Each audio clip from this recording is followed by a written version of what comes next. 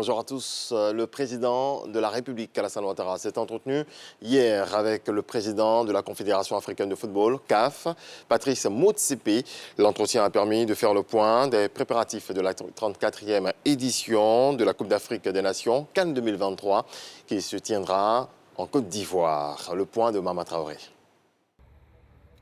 Après le Cameroun, les yeux de l'Afrique sont rivés sur la Côte d'Ivoire, pays hôte de la Coupe d'Afrique des Nations CAN 2023. Un défi à relever à la fois pour le pays organisateur et pour la CAF, Confédération africaine de football.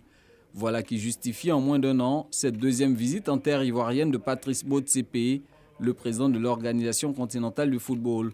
De son entretien avec le président Alassane Ouattara ce lundi, il faut retenir la volonté commune de la Côte d'Ivoire et de la CAF de réussir ce challenge. I want to thank you, President, for the wonderful work. Je voudrais vous féliciter pour votre leadership ici en Côte d'Ivoire. Nous avons confiance que la CAN que vous allez organiser ici sera la meilleure CAN qui a été organisée en Afrique. Nous sommes rassurés par les différentes infrastructures que vous avez mises en place pour accueillir cette CAN. Et nous avons eu la promesse chez le Premier ministre que la Côte d'Ivoire sera à la finale de la CAN 2023 en Côte d'Ivoire.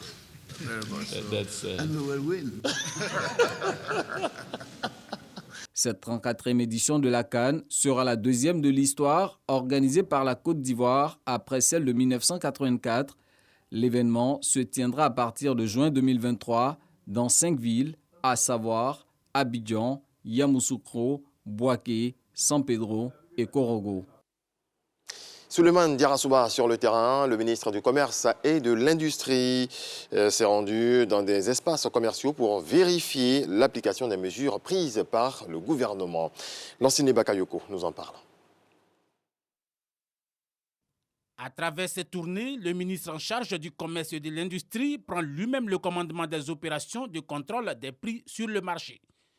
Première escale de cette visite terrain, les communes de Trècheville et de Marcory où Souleymane Diarra fait le tour de quelques supermarchés et boutiques afin de s'assurer du respect des ventes autorisées et de la qualité des produits, mais surtout de l'affichage des prix. À compter de maintenant, nous nous inscrivons dans une démarche de zéro tolérance en fait. Tolérance zéro à l'effet que le pouvoir d'achat en fait des consommateurs soit préservé.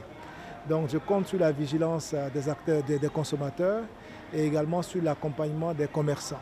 Cette dynamique de lutte contre la vie chère prend un relief particulier en raison du jeûne musulman, période de forte demande de denrées de grande consommation comme le pain, les huiles et pâtes alimentaires, le riz, le sucre ou encore la viande.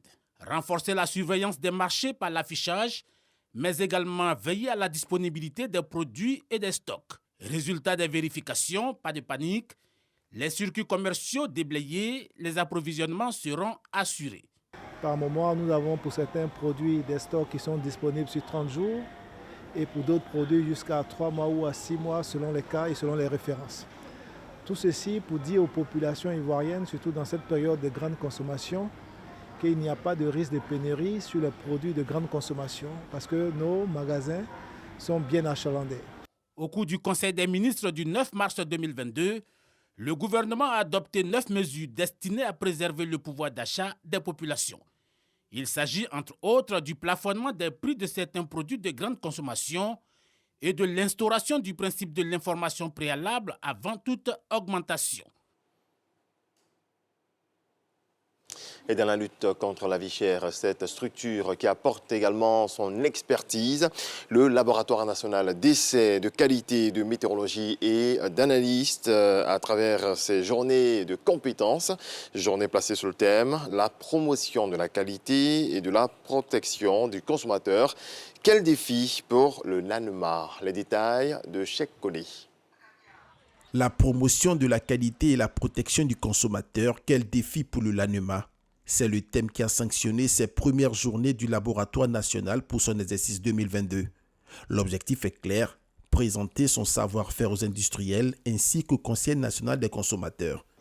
Comme je l'ai dit, nous avons le contrôle des instruments de mesure, les balances dans les marchés, les volumes dans les stations de service, Et justement, la métrologie permet aussi de lutter contre la vie chère parce que justement, quand le consommateur achète par exemple 2 kilos de produits ou de viande, il faut qu'il s'assure que c'est vraiment 2 kilos qu'il achète.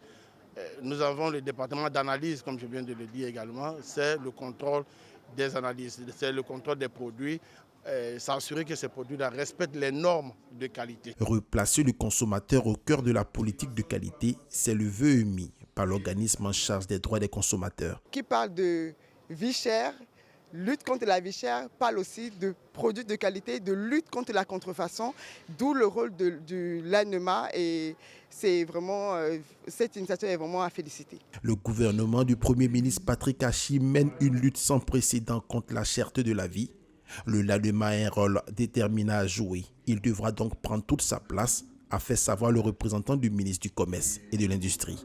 Aujourd'hui, le laboratoire atteint un certain niveau et le gouvernement veut en faire véritablement sur toutes les activités donc liées au contrôle de la qualité, un laboratoire de référence non seulement en Côte d'Ivoire, mais également dans la sous-région. En 2019, le LANEMA a analysé 26 052 échantillons de plusieurs produits de grande consommation.